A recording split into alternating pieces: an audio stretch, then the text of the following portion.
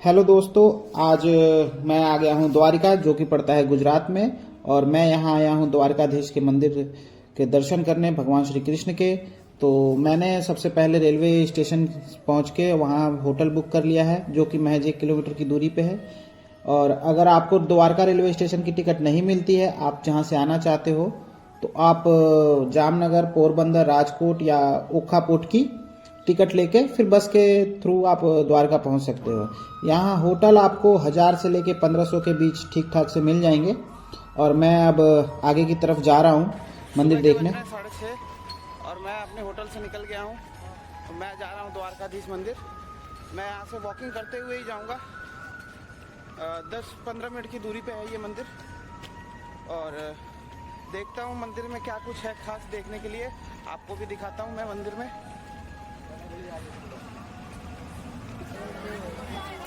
मैं रास्ते में जा रहा था कि मुझे कुछ ये भगवान के लिए भोग के लिए मिठाइयाँ दिख जाती हैं। पेड़े हैं, रसगुल्ले हैं, मेवे हैं और भी बहुत कुछ, जैसे कि आप देख सकते हो इस दुकान पे। ये आप जब मंदिर की तरफ जाओगे तभी आपको ये सारी दुकानें दिख जाएंगी।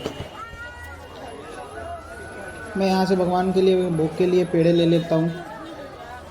आपको हर जगह ऐसी दुकानें दिखने को मिल जाएंगी, वहाँ पे आसपास जितने भी लोग हैं। और ये देखो, अभी भगवान के श्रृंगार के लिए उनके वस्त्र, कान के लिए कुंडल, और ये रहे झूले भगवान के लिए, जिसमें आप पालकी में भगवान को झुला सकते हो।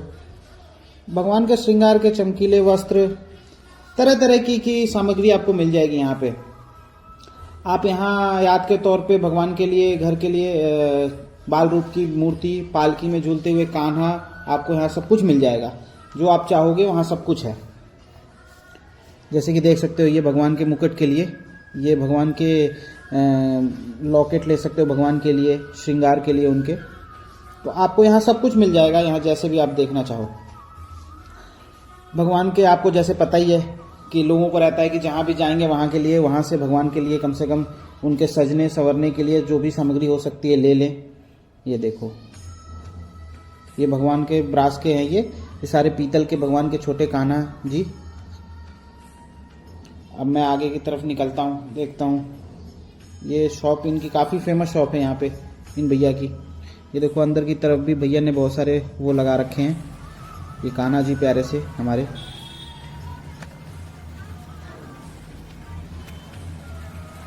अभी सुबह सुबह ही दुकान खुली है, तो भैया अपनी साफ़ सफाई करने में लगे हुए हैं।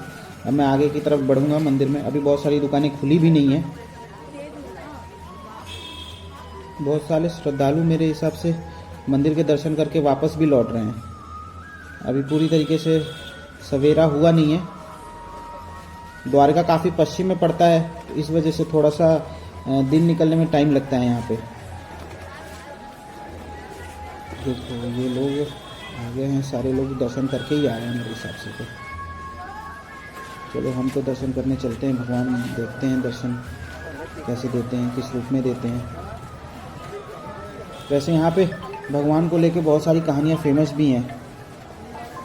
इस जगत मंदिर के कपाट श्रद्धालुओं के लिए 6 बजे खुलते हैं और फिर से 8 बजे कपाट बंद कर दिए जाते हैं, क्योंकि उस समय भगवान को भोग लगाया जाता है, उनके वस्त्र बदले जाते हैं, उनका श्रृंगार किया जाता है, और मंदिर के ऊपर जो झंडा लगा होता है उसे भी बदला जाता है। मंदिर को ये रूप जो है 16वीं शताब्दी में मिला था। इस मंदिर को लेकर बहुत सारी कहानी और किस्से भी मशहूर हैं।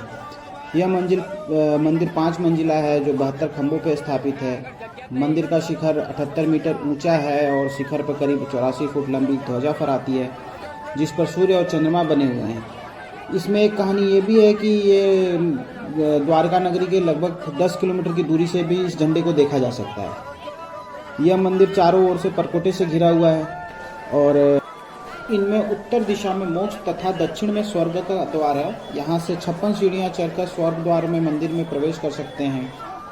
ये आपको जूते चप्पल रखने की जगह है, जहाँ आप निःशुल्क अपनी कीमती सामान या जूते चप्पल रख सकते हो।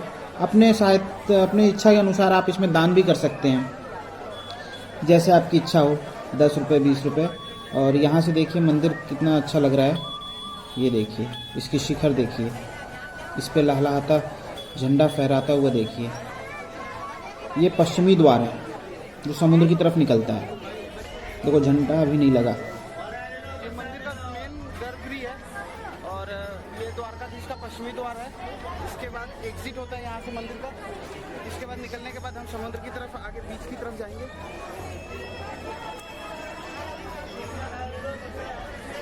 वर्तमान में जिस स्थान पर निजी महल हरिगृह था वहाँ पे अब प्रसिद्ध द्वारकाधीश मंदिर है और बाकी नगर समुद्र में है।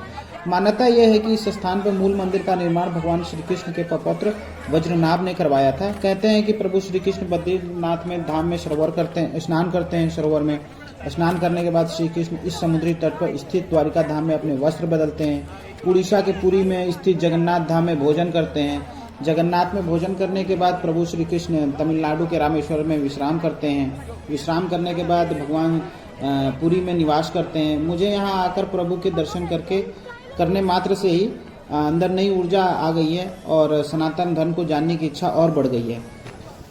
आप ये पीछे की तरफ समुद्र में ये देख सकते हैं। दूसरी तरफ आप जो दूसरा किनारा है, इधर से आप नाव लेके उधर की तरफ जा सकते हैं।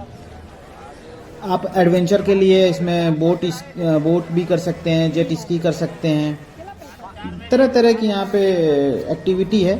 अगर आप मंदिर घूमने आते हैं तो बच्चों के साथ तो आप ये एक्टिविटी भी कर सकते हो।